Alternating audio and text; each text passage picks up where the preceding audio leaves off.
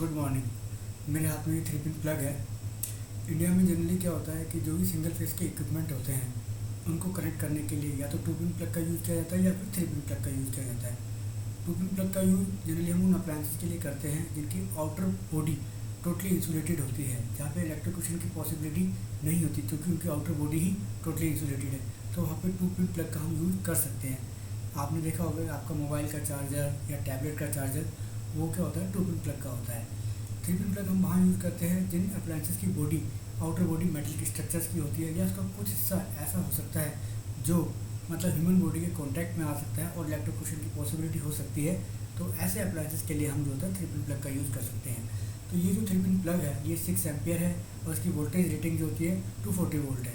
6 ampere का मतलब ये है कि इसके जो कॉन्टैक्ट्स हैं, इसकी जो पिन है, न्यूट्रल और फेस की जो पिन है वो 6 एम्पियर करंट सेफली कैरी कर सकती है। तो कोई भी अप्लायंसेस जो 6 एम्पियर या उससे नीचे करंट कैरी कर सकता है उसके लिए हम जो होता है 6 एम्पियर का ये प्लग यूज़ कर सकते हैं। अगर आप इसकी कंस्ट्रक्शन की बात देखें तो इसके अंदर 3 प्लग हैं। ये तीनों जो पिन हैं ये 3 पिन हैं।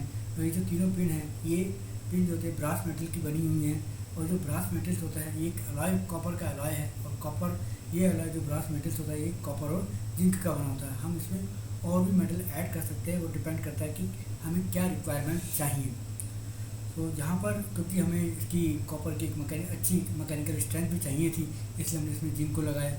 इसमें कई बार हम क्या करते हैं निकल की कोटिंग भी कर देते हैं इसके सरफेस पे जो हमारी पिन है, ताकि जो होता है वो इसमें कोरोजन ना लगे। वो एंटी कोरोजन जो निकल की कोटिंग होती है वो एंटी कोरोजन का काम करती है। और इसमें अगर आप देख रहे हैं कि अर्थ पिन जो होती है थोड़ी सी थिक है और इससे जो न्यूट्रल और फेस की कंपेरिजन में लंबी भी है। तो उसका रीज़न ये होता है क्योंकि जब भी आप किसी इक्विपमेंट को आप कनेक्ट करते हैं पावर सोर्स के साथ तो सबसे पहले कोई भी इक्विपमेंट अर्थिंग से कनेक्ट होना चाहिए। वो न्यूट्रल और फेस में बाद में कनेक्ट हो, पहले वो अर्थिंग से कनेक्ट हो, क्योंकि सेफ्टी सबसे पहली टॉप प्रायोरिटी मानी जाती है। इसीलिए ये जो 3 पिन प्लग है उसको इसमें सेफ्टी को ध्यान में रखते हुए इसकी जो अर्थ पिन है इसको थोड़ा सा थिक और लंबा बनाया गया है। थिक बनाने का एक रीज़न ये भी है कि इसको फॉल्ट करंट कैरी करना होता है और फॉल्ट करंट की वैल्यू हमेशा नॉमिनल करंट से ज़्यादा होती है।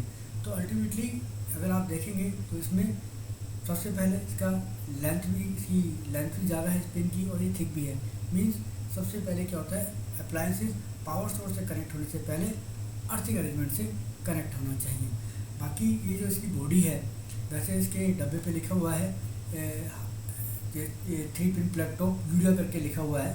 तो यूरिया भी यूरिया नहीं होता, यूरिया फॉर्मेल्डिहाइड टाइप का एक रेजिन होता है जिसकी हीट रेजिस्टेंट जो मैकेनिकली अच्छा स्ट्रेंथ, इसकी मैकेनिकल स्ट्रेंथ अच्छी होती है और ये हीट रेजिस्टेंट भी होता है। सो यही है 3 पिन प्लग के बारे में।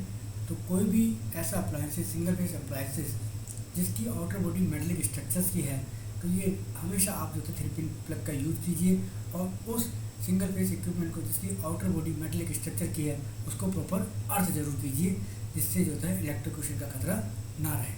Thank you.